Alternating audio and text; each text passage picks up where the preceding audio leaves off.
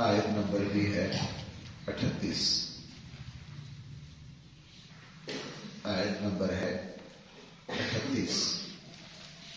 بسم اللہ الرحمن الرحیم.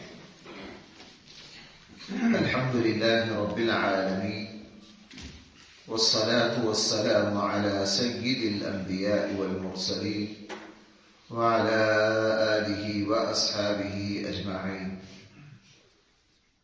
أما بعد فأعوذ بالله من الشيطان الرجيم. بسم الله الرحمن الرحيم. يا أيها الذين آمنوا ما لكم إذا قيل لكم انفروا في سبيل الله اثاقلتم إلى الأرض أرضيتم بالحياة الدنيا من الآخرة فما متاع الحياة الدنيا في الآخرة إلا قليل. إلا تنفروا يعذبكم عذابا أليما ويستبدل قوما غيركم ولا تضروه شيئا والله على كل شيء قدير. صدق اللہ مولانا العظیم. اس رکوع سے مسلسل قرآن کریم نے غزوہ تبوک کا ذکر کیا. یہاں سے تقریباً پونے پارے میں مسلسل غزوہ تبوک کا ذکر آئے گا، لیکن تسلسل کے ساتھ نہیں. جیسے قرآن کریم کا اسلوب ہے، انداز ہے، کیونکہ یہ ہدایت کی کتاب ہے، یہ رہنمائی کی کتاب ہے. قرآن کریم کسی واقعہ کو مسلسل بیان نہیں کرتا سوائے سورہ یوسف کے. قرآن کریم اس واقعہ کے وہی اجزاء ہمارے سامنے رکھتا ہے جن اجزاء میں، جن واقعات کے چھوٹے چھوٹے ٹکڑوں میں میرے لیے، آپ کے لیے ہدایت اور رہنمائی ہو، سبق آموزی ہو. اس لیے یہ پونے پارے میں آگے مسلسل غزوہ تبوک کا ذکر آئے گا. درمیان میں بہت ساری علمی باتیں قرآن کریم نے ذکر کی. لہٰذا میں پہلے تھوڑا سا غزوہ تبوک کا تعارف کروا دیتا ہوں آج کے درس میں، تاکہ پھر مسلسل جو آگے پونے پارے کی تفسیر آئے گی، تقریباً یوں کہہ لیجیے کہ آگے ہمیں پورا مہینہ لگ جائے گا. اس مہینے میں آپ جو آج کی تفسیر ہے غزوہ تبوک کی، اس کو مد نظر رکھیں گے تاکہ آگے والے آگے پونے پارے کو سمجھنا ہمارے لیے آسان ہو. غزوہ تبوک نبی کریم صلی اللہ علیہ وسلم کی زندگی کا تقریباً آخری غزوہ ہے اور مشکل ترین غزوہ ہے. رسول اقدس صلی اللہ علیہ وسلم کی زندگی میں آپ یوں کہہ دیجئے سال، 1.5 سال باقی تھا، 1.25 سال باقی تھا. آپ علیہ السلام ہجرت فرمانے کے 9ویں سال یہ غزوہ تبوک پیش آیا. بہت سارے پہلوؤں کے اعتبار سے یہ بہت انفرادیت رکھتا ہے یہ غزوہ. رسول اکرم صلی اللہ علیہ وسلم اپنی 20-21 سالہ محنت کے نتیجہ میں پورے جزیرہ عرب جو تھا اس کا اکثر حصہ مسلمان ہو گیا تھا. یہاں جو کافر تھے انہوں نے اسلام اور مسلمان، اللہ اور اس کے رسول کی بالادستی کو قبول کر لیا تھا، اور آپ علیہ السلام کو ابھی اپنے قریب کے حالات سے تقریباً اطمینان ہو گیا تھا. پھر صورتحال یہ پیش آئی، عرب کے عیسائیوں نے، کچھ یہودیوں نے، کیسر جو اس وقت کی سپر طاقت تھی، اس وقت کی 2 سپر طاقت رومی اور ایرانی، رومیوں کو بھڑکایا. اور وہ بادشاہ بھی بے خبر نہیں تھے، وہ بھی دائیں بائیں کے حالات سے واقف تھے. ان کو بھی یہ محسوس ہو رہا تھا، وہ اپنے لیے خطرہ محسوس کر رہے تھے کہ عرب میں ایک حکومت، ایک ریاست اٹھ رہی ہے جو کبھی بھی ہمارے لیے خطرہ بن سکتی. اور ادھر سے عرب کے عیسائی بھی بار بار بھڑکا رہے تھے. تو ہرقل نے پھر یہ فیصلہ کیا کہ ایسا نہ ہو کل کوئی ہمارے لیے بڑا خطرہ بن جائے. مدینہ منورہ پر حملے کا قیصر نے فیصلہ کیا. جب فیصلہ کیا، چونکہ وہ سپر طاقت تھی، بڑی مدون فوج تھی، پیشہ ورانہ فوج تھی، اور اب تک نبی کریم صلی اللہ علیہ وسلم آپ کے صحابہ کو جو واسطہ پڑا تھا وہ قبائلی لڑائیوں سے پڑا تھا، جس میں کوئی مرتب پیشہ ور فوج نہیں تھی، کوئی ریاست نہیں تھی، بس آپس کے قبائل کی جنگیں تھیں. یہ پہلا موقع آیا کہ ایک بہت بڑی مضبوط حکومت جس کی بہت بڑی فوج اور وہ پیشہ ورانہ فوج ایک ریاست سے واسطہ پڑا.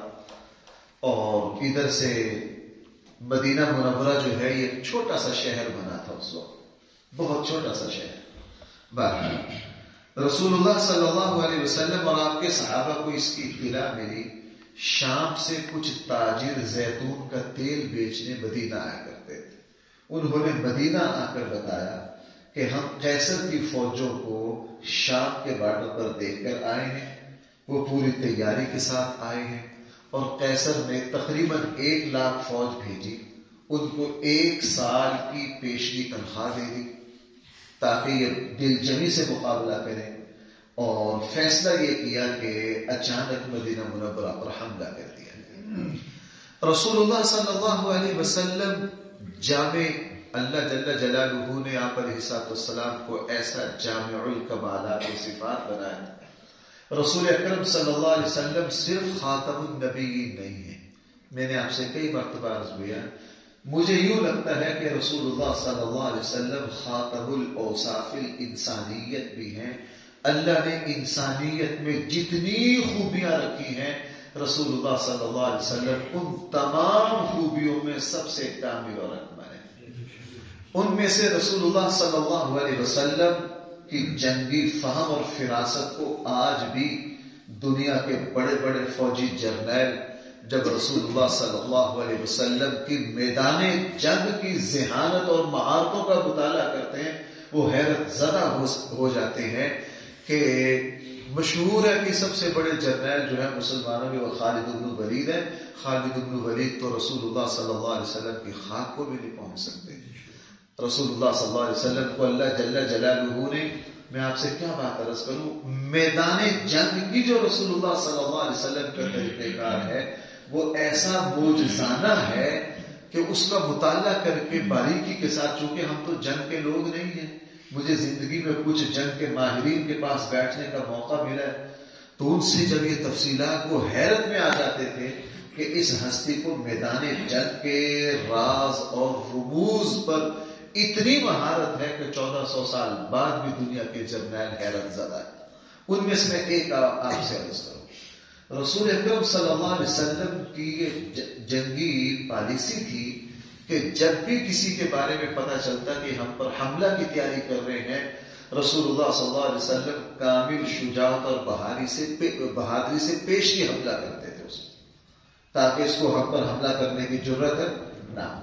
یہاں بھی ایسے ہوا. جیسے ہی پتہ چلا کہ 1 لاکھ فوج تیار ہے فلاں جگہ ہے, آپ علیہ السلام نے اپنے صحابہ کو حکم دیا. اور یہ واحد موقع ہے حضور علیہ السلام کی زندگی کا. ہمارے آقا صلی اللہ علیہ وسلم کی جنگی پالیسی یہ تھی کہ اگر حملہ کرنا ہے نا اس طرف تو حالات معلوم کرتے تھے ادھر کے تاکہ لوگوں کو پتہ نہ چلے کہ میں نے حملہ کدھر کرنا ہے. لیکن جب غزوہ تبوک آیا رسول اللہ صلی اللہ علیہ وسلم نے صاف صاف بتا دیا بھائی تبوک سے آگے تک جانا پڑے گا. بالکل صورتحال واضح کر دی چونکہ غیر معمولی صورتحال. آپ حضرات جانتے ہیں کہ یہ گرمی کا موسم تھا, رجب کا مہینہ تھا, شدید گرمی تھی. اور گرمی بھی ہمارے خطے کی نہیں, عرب کی گرمی, اور پیدل سفر تھی. اور اس وقت تک مسلسل تبوک تک صحرا بھی مکمل نہیں تھا, درمیان میں ریت کی گھاٹیاں آتی تھی. اور اتنا تو ہر مسلمان جانتا ہے کہ مدینہ منورہ کی جو کھجور ہے, مدینہ منورہ کا گزارا جو ہوتا تھا وہ کھجور کی فصل پر ہوتا تھا. اور اس سال کھجور فل تیار تھی, اور کھجور کا جب تیار ہو جائے کھجور پھر اس کو زیادہ دیر درخت پہ رکھا نہیں جا سکتا. اور اس سے پچھلے سال فصل کم ہوئی تھی. جیسے زمیندار جانتے ہیں, ہمیں تو پتا نہیں تھا, میں نے بھی کچھ سال پہلے زمینداروں سے یہ بات سنی کہ ہر فصل ایک سال اچھی ہوتی ہے اور اگلے سال فصل کم ہوتی ہے. پچھلے سال ہم نے دیکھا مالٹا اور کنو کی فصل بہت اعلیٰ تھی, اس مرتبہ کنو کی فصل کم ہے. اس سال آم اگر فصل زیادہ ہوگی تو آئندہ سال کیا ہوگی, کم ہوگی. تو اس سال فصل زیادہ تھی چونکہ اس سے پچھلے سال بھائی مدینہ کی کھجور کی فصل کیا تھی, کم تھی. رسول اللہ صلی اللہ علیہ وسلم نے 2 ٹوک فرما دیا, اور بھائی آگے آپ یہ دیکھیں گے میں اس واقعہ کو اس انداز سے عرض کر رہا ہوں جس سے ہم آگے والا پونا پارا سمجھ سکیں. قرآن کریم چونکہ حضور کی زندگی کا یہ آخر تھا، اب تک منافق اور مومن اکٹھے رہ رہے تھے، صرف اللہ کے رسول ہی کو پتا تھا کون منافق اور کون مومن ہے، اور اب حضور علیہ السلام کی زندگی کا آخر آ گیا تھا. تو قرآن کریم نے پھر ایک ایسی کسوٹی بنایا غزوہ تبوک کو، آپ یوں کہہ لیجئے کہ آزمائش، ابتلا، مشقت و مجاہدہ کی ایسی بٹھی چلائی غزوہ تبوک میں کہ غزوہ تبوک نے بالکل واضح کر دیا کہ کون مومن ہے اور کون منافق ہے. اس لیے منافقین کا تذکرہ آپ اس پونے پارے میں بہت زیادہ بڑھے گا. بہرحال رسول اللہ صلی اللہ علیہ وسلم نے سارے صحابہ کو حکم دیا کہ نکلو، اور صاف فرما دیا کہ اب پیچھے وہی رہے گا جو بھائی کیا ہوگا، منافق ہوگا. اور اللہ کے نبی نے فرمایا جس کے پاس جو ہے سارا کچھ لاؤ. صحابہ اکرام بہت کچھ لائے، چونکہ 30,000 کا لشکر تھا. حضور علیہ السلام کتنے ساتھیوں کو لے کر گئے تھے بھائی؟ 30,000.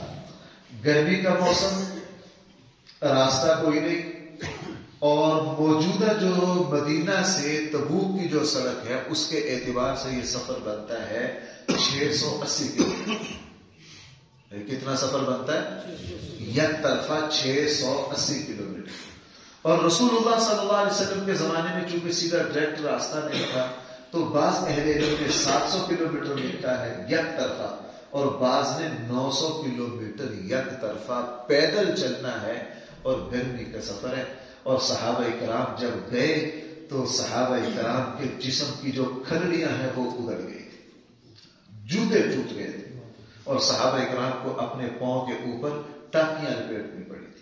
یہ قافلہ جہاں جہاں سے گزرتا پاؤں کے زخموں کے خون کے نشان وہاں پڑتے، اور اکثر صحابہ کرام کی سواریاں جو ہیں وہ راستے میں مر گئی تھی. ابو ذر غفاری صحابہ کرام تبوک پہنچ گئے تھے. ابو ذر غفاری 3 دن بعد پہنچے. اللہ کے نبی تبوک جا کے پوچھتے تھے کون آیا کون رہا، چونکہ حضور کو پتا تھا کہ جو پیچھے رہ گئے وہ سارے کیا ہیں. رسول اللہ صلی اللہ علیہ وسلم نے تبوک پہنچ کے جب سارے حالات معلوم کیے تو جو حضرات غیر حاضر تھے ابو ذر غفاری بھی حضور علیہ السلام کو حضور ہر روز پوچھتے تھے ابو ذر غفاری نہیں آئے، چونکہ ابو ذر غفاری عجیب شان کا صحابی ہے. تیسرے چوتھے دن رسول اللہ صلی اللہ علیہ وسلم صبح کو تبوک تشریف فرما تھے تو دور سے ایک شخص کو دیکھا کہ وہ اپنا سامان اپنے سر پر اٹھائے ہوا ہے. تو صحابہ کرام نے کہا اللہ کے حبیب دور سے کوئی بندہ آ رہا ہے. تو حضور جو حدیث کے الفاظ ہیں حضور نے فرمایا مجھے لگتا ہے کہ میرے ابو ذر غفاری ہوں گے. اور ابو ذر غفاری جب آئے اس طرح آئے کہ اونٹ مر چکا تھا اور سارا سامان سر پہ لاد رکھا تھا اور پاؤں زخمی تھے. پاؤں کیا تھے؟ زخمی تھے. تبوک اس طرح پہنچے. بہرحال رسول اللہ صلی اللہ علیہ وسلم نے سفر کیا تو بعض اہل علم نے فرمایا کہ 3 صحابہ کو ایک سواری ملی، بعض نے فرمایا کہ 10 صحابہ کو ایک سواری ملی. رسول اللہ صلی اللہ علیہ وسلم بھی اپنے 9 ساتھیوں کے ساتھ شریک ہوئے اور مسلسل سفر کیا. تقریباً میں نے جو اوسط نکالا ہے 20 کلومیٹر پیدل سفر کرنے کے بعد پھر 5 کلومیٹر سفر آتا تھا جس میں ایک صحابی جو ہیں وہ اونٹ پر سوار ہوتے تھے. جب یہاں سے سفر کیا حضور نے سارے صحابہ کو فرمایا کہ جس کے پاس جو ہے لاؤ، جس کے پاس جو ہے لاؤ. آپ جانتے ہیں سیدنا صدیق اکبر رضی اللہ عنہ اپنا سارا مال لائے، اور بھائی وہ کتنا بنتا ہے؟ 40,000 درہم بنتے. کتنا بنتا ہے؟ 40,000 درہم. حضرت عمر رضی اللہ عنہ اپنا آدھا مال لائے، اور حضرت عبد الرحمن بن عوف 200 اوقیہ چاندی. اگر میں ان کی اردو میں تفصیلات نکالوں نا تو عقل حیران ہو جاتی ہے. ایک صحابی 70 وسق کھجور لائے. میں ابھی نماز سے پہلے وسق کا حساب دیکھ رہا تھا کیا بنتا ہے. یہ 9,100 کلو کھجور بنتی ہے. بھائی کتنی؟ 9,100 کلو کھجور بنتی ہے. حضرت عبد الرحمن بن عوف بہت کچھ لائے. حضرت عثمان غنی نے تو اس پر حد کر دی. حضرت عثمان غنی رضی اللہ عنہ 500 اونٹ اور پورے ساز و سامان کے ساتھ، اور 1000 دینار، دینار سونے کا ہوتا ہے، 1000 دینار جب اللہ کے نبی کی خدمت میں پیش کیے نا وہ 500 اونٹ، حضور علیہ السلام اتنے خوش ہوئے اور ان دیناروں پر یوں ہاتھ پھیرے اور زبان سے پتہ کیا نکلے؟ حضور علیہ السلام کی زبان سے نکلا، عثمان اب تجھے کوئی عمل نقصان نہیں دے گا، یعنی اگر تجھ سے کبھی کچھ ہو بھی جائے تو اللہ تعالیٰ تیرے آئندہ ہونے والی کوتاہیوں کو بھی معاف کر دیتا ہے، اور اللہ تجھ سے راضی ہو گیا ہے، تو بھی اللہ سے راضی ہو جائے، تو بھی کیا ہو جائے اللہ سے۔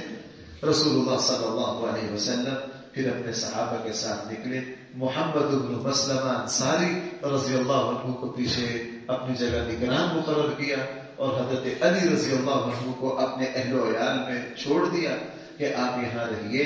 اور پھر رسول اللہ، وہی موقع تھا، انشاءاللہ آگے جا کے میں جزوی تفصیلات عرض کروں گا، حضرت علی نے حیرت سے کہا تھا اللہ کے حبیب مجھے آپ عورتیں اور بچوں میں چھوڑ کے جا رہے ہیں؟ رسول اللہ صلی اللہ علیہ وسلم نے فرمایا تھا علی سے، علی تم میرے لیے اس طرح ہو جس طرح موسیٰ کے لیے ہارون، موسیٰ کے لیے۔ اس حدیث کی تشریح آگے آئے گی چونکہ شیعہ اس سے بہت غلط مطلب نکالتے ہیں۔ بہرحال رسول اللہ صلی اللہ علیہ وسلم نے یہ سفر کیا، چونکہ اس سفر میں مشقت بڑی تھی، صحابہ اکرام کے جسموں کی، میں کہہ رہا ہوں ان کی جلدیں اکھڑ گئی تھی، ان کی چمڑیاں اگڑ گئی تھی، اور ان کے پاؤں کے تنے جو ہیں وہ عربوں کا کتنا مشکل سفر تھا۔ میں نے آپ سے کئی مرتبہ عرض کیا ہے، میں نے بڑا سامنے بیٹھ کر اپنے استاد گرامی حضرت مولانا مفتی تقی عثمانی صاحب سے یہ سنا تھا۔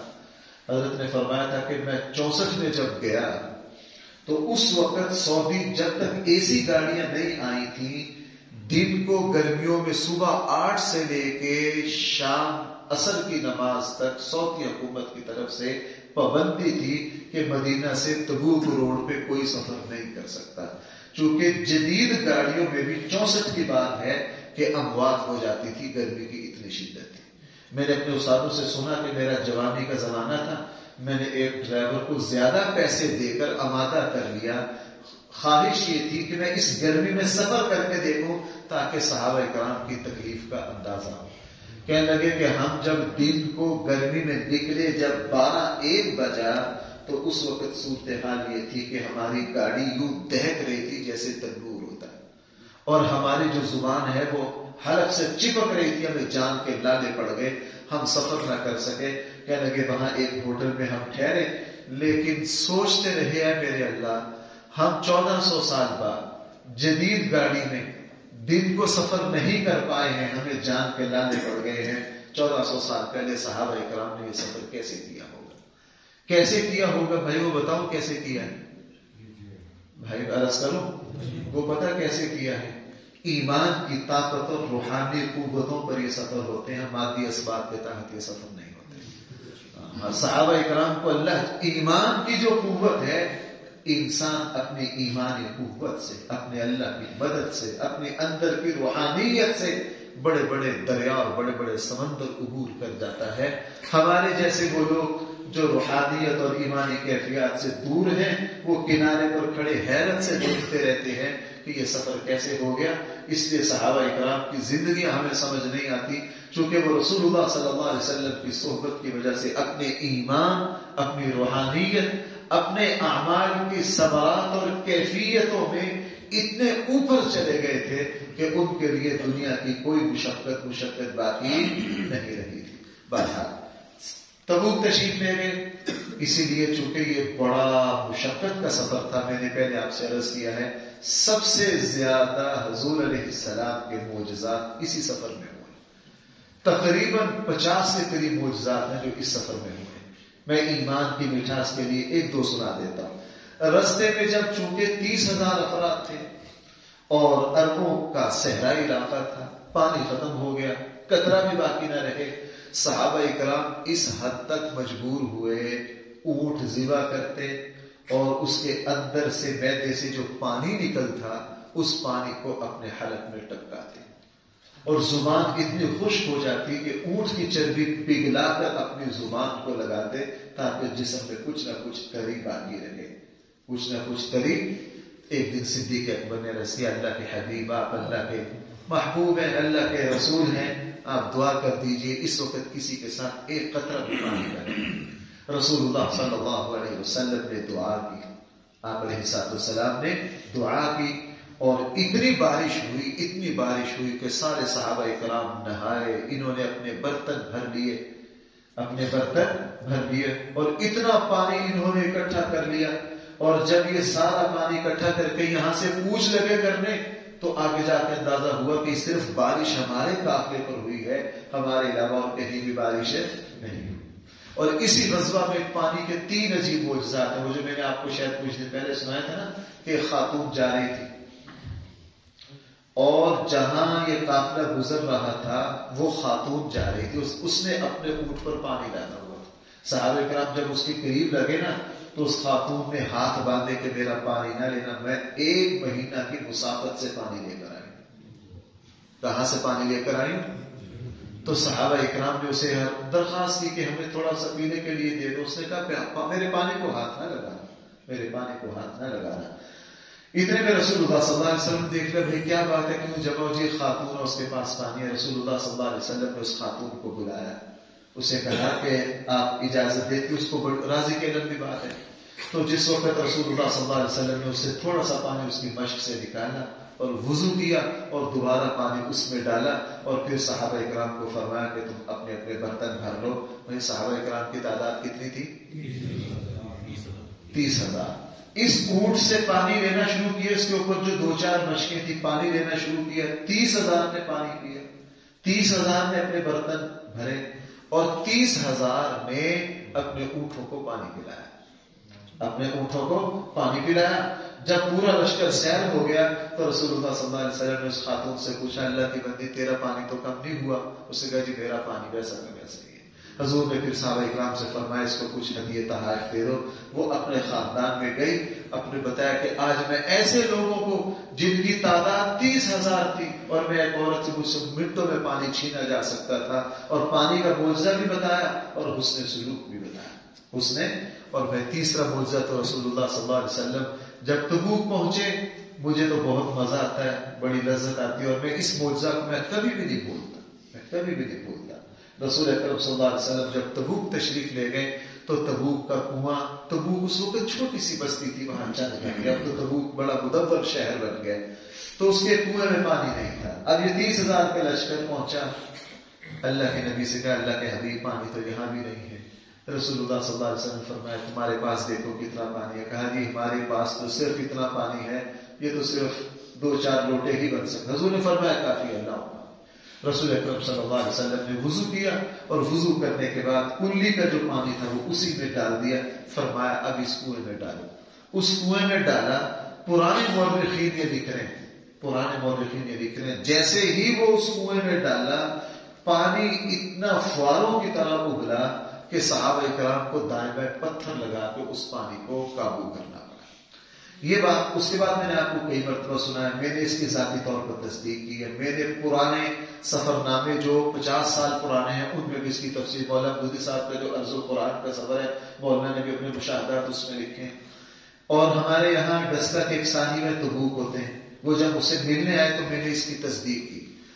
اب صورتحال یہ ہے کہ یہ جو کنواں ہے وہاں تبوک کے دائیں بائیں کہیں بھی پانی نہیں ہے, لیکن وہ جو اللہ کے نبی کا پانی, جھوٹا پانی جس کنویں میں ڈالا, وہاں سے اتنا پانی نکلا 1400 سالوں سے پورا تبوک اسی کنویں سے پانی لے رہا ہے. اور مجھے اب دوستوں نے بتایا جو ہمارے ڈسکا میں جو صاحب تبوک ہوتے ہیں, کہنے کا مفتی صاحب اس وقت صورتحال یہ ہے کہ بڑی بڑی موٹریں لگا کے حکومت جو ہے پورے تبوک شہر کو اس کنویں سے پانی دے رہی. اس نے پھر مجھے تصویریں بھیجی, میرے ساتھ اس کا ذکر ہونا, وہ جب تبوک ہے, اب بھی وہ تبوک ہوتے ہیں, انہوں نے تصویریں بھیجی. تقریباً یہ جو موٹے پائپ ہیں تقریباً 6 پائپ ہیں اس کنویں میں. بھائی کتنے پائپ ہیں؟ آپ کسی ذمہ دار سے پوچھو, ایک ہی جگہ سے 3 میٹر چل سکتے ہیں کہ نہیں چل سکتے. کہنے کہ 6 اتنے موٹے پائپ ہیں, اور بڑی بڑی انہوں نے ٹرپین اور موٹریں لگا کر پورے تبوک کو پینے کا پانی بھی, زراعت کے لیے, کھیتی باڑی کا, اس لیے تبوک شہر جو ہے وہ سرسبز و شاداب ہے. اور کہنے کہ اس کے اوپر یہ لکھ رکھا ہے کہ یہ وہ پانی ہے جو رسول اللہ صلی اللہ علیہ وسلم کے معجزے سے ظاہر ہوا. سلطنت عثمانیہ نے وہاں مسجد بنا دی تھی اور مسجد کے صحن میں آج بھی وہ کنواں باقی ہے. رسول اللہ صلی اللہ علیہ وسلم نے 1 مہینہ کے قریب وہاں قیام فرمایا. کتنا عرصہ قیام فرمایا؟ 1 مہینہ. تو ابھی اس کی کچھ حصہ باقی ہے، وہ عرض کر کے پھر انشاءاللہ اس رکوع سے ہم پھر تفسیر دوبارہ شروع کریں گے. کل یہیں سے آگے چلیں گے. اللہ تعالی ہم سب کو صحیح فرمائے. الحمدللہ رب العالمین والصلاة والسلام على سید الانبیاء والمرسلین وعلى آلہ واصحابہ اجمعین. ربنا آتنا فی الدنیا حسنہ وفی